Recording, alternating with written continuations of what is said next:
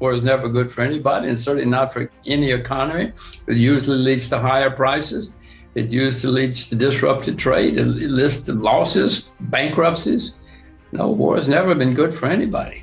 Well, back to history, many wars wound up by accidents, One guy does this, one guy does that, and the next thing you know, everybody's shooting at us. Go back to 1914. 6 months after the war started, people said, how did this happen? How could this be? How do we get out of this? It was all one accident after another, but many wars are one accident after another. And this could happen here. And that's another main lesson from history we don't learn. Is this going to escalate?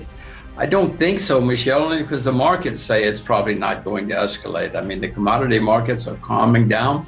Energy prices are coming down. If we were all worried that this was going to end in war, I mean, oil would be $200. Gold would be $3,000. So the markets are saying to me, now the markets make many mistakes, just like I do. But the markets are saying to me, somebody's going to figure out a way to stop this. But let's say it does calm down. I would suspect that stock markets especially would go through the roof, because then people would sigh of relief, and central banks are not going to be as aggressive as raising interest rates as they were 3 months ago. And so markets will go through the roof. We'll have one huge rally, probably the last rally. This has been going on since 2009. So that would probably be the last rally. It might be a wonderful rally. And if it happens, I hope I'm smart enough to sell that rally. I have not been selling yet. That might make me sell and sell short. Michelle, this never should have happened in the first place. I mean, in 2008, the U.S. said we're going to take Ukraine and Georgia into NATO. And Russia said, what? No, you're not. We're not going to let you do that. 2014, Washington instigated a coup in Kiev, in Ukraine, put in one of their governments. And Moscow said, what? You can't do that. Suppose we put in our own government in Mexico. And now, of course, you see what's happening. NATO kept getting closer and closer and closer to Russia. Listen, I'm not a fan of any of these guys, but this is what was happening. And so Putin, rightly or wrongly usually, but said, I'm not going to let this happen. I have to go to war. Now, that's never the right answer, but that's what he said. So if you ask me, the only way out of this is for Ukraine to say, okay, we will never join NATO, and for NATO to say, okay, well, Ukraine will never be in NATO, neither will Georgia, and we'll all go and drink vodka together, or tea, or whatever you want to drink. Michelle, the market has been going up since 2009. It's the longest in U.S. history. I'll use the U.S. since that's the largest market, longest in U.S. history. Maybe it could go up for 30 years without big declines, but it never has.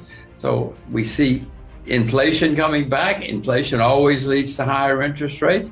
So there are plenty of reasons for the markets to come to an end. Most assets around the world are forming bubbles. Bonds are certainly a bubble. Property in many places is a bubble. This has all got to come to an end. And it looks to me like if we have one big last blow-off rally, that will be the last one. Maybe I'm wrong. Maybe it's going to go on another 12 years. Well, Michelle, interest rates are the lowest in recorded history. Interest rates have never been this low, certainly not in North America and everywhere. And they have to go higher because inflation is higher. And you're not going to sit around and lending money at 0% when inflation is 9 or 10%. So rising interest rates will certainly be a factor in what's going on, as well as inflation. That hurts a lot of people, hurts a lot of buying power and corporate earnings. So all of this coming together, and what ends many bull markets is it just gets too high and there's nobody left to buy. At the end of all bull markets, we have a lot of new people coming into the markets, and they say, oh, I've just discovered this wonderful thing called the stock market, and it's fun, and you can make money, and it's easy. Well, they're all coming again and talking about how easy it is to make money. We've seen this. I've seen this rodeo before. Very few central banks ever in history have gotten it right about anything. The best thing they could all do is resign, stop printing money and resign, let the market determine interest rates. They're not going to do that because they want to keep their jobs. That's for sure. But yes, they'll raise interest rates. At least the market says they'll raise interest rates. But remember, they were talking about 0.5% a few weeks ago, and they're talking about several interest rate hikes in 2022. Yeah. I doubt if we'll have that now. but we will have inflation because, Michelle, I mean, whenever they print a lot of money, it's always led to higher inflation. I'm not very smart, but I know, because I can read, that printing money leads to inflation. And that's what's happening. And they're not going to stop printing money. If they do, they're not going to stop printing. Maybe they're not going to print as fast or as much, but these guys are not going to risk their jobs. They don't care about you and me. They care about their jobs. No, I mean, maybe a RJA, you could buy agriculture. Agriculture is still incredibly cheap on a historic basis, but most commodities, well, I'd say RJI or RJA. RJA would probably be better because it's purely agriculture. And Michelle, agriculture has been a disaster for a long, long, long time. The average age of farmers in America is 58 years old. More people study public relations than study agriculture in America. So something's got to happen. We're not going to have any clothes. We're not going to have any food.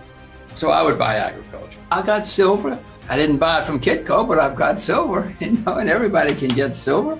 I'm not buying it at the moment because if the war ends or something, it'll go down for a while. And I do plan to buy more silver and probably more gold in the next correction, because before this is over, Michelle, everybody's going to own a lot of gold and silver. They always do when there's a big crisis, a big turmoil. When they correct, which they will at the end of the war, or when the war ends, I suspect silver and gold will be very good over the next several years after they correct, because there's going to be more turmoil, going to be problems, more money printing. I mean, whenever people lose confidence in currency or in governments, they buy gold and silver. Despite what the politicians tell you, despite what the academics say. Michelle, I'm an old peasant, and us old peasants know that when things go wrong, we want some silver in the closet. We want some gold under the bed, because we want to survive. Are you adding to your gold and silver positions at this current level? Nope, not now. I'm waiting for something to happen to cause a correction. I mean, both have been going up a lot in the last year or so. So no, I'd rather buy when things go down. I learned that from Kitco. Buy low, not buy high, and we will see. A reserve currency, or an international medium of exchange, is supposed to be neutral. Anybody should be able to use it for anything. Buy drugs, pay your girlfriend, buy gold, buy a car, whatever you want. But the U.S. is now has changed those rules and said, wait a minute, if we get angry at you, you're not going to be able to U.S. dollars. So many people are saying, wait a minute, I'm not going to pull my dollars. Russia, China, India, many countries are looking for an alternative or a competitor to the U.S. dollar for political reasons, but also for economic reasons. The U.S. is the largest debtor nation in the history of the world. No international medium of exchange has lasted more than 100, 150 years, 80 years, whatever. The U.S. has been on top a long time, so it's coming to an end. I don't like saying it. I'm an American, for goodness sakes, but I have to face facts, or I'll go down the tubes like everybody else. No, I can see what's happening. Many people, even friends of the U.S., are now saying, wait a minute, we got to be careful, because these guys could freeze us. They could lock us out of the system, and then we're doomed.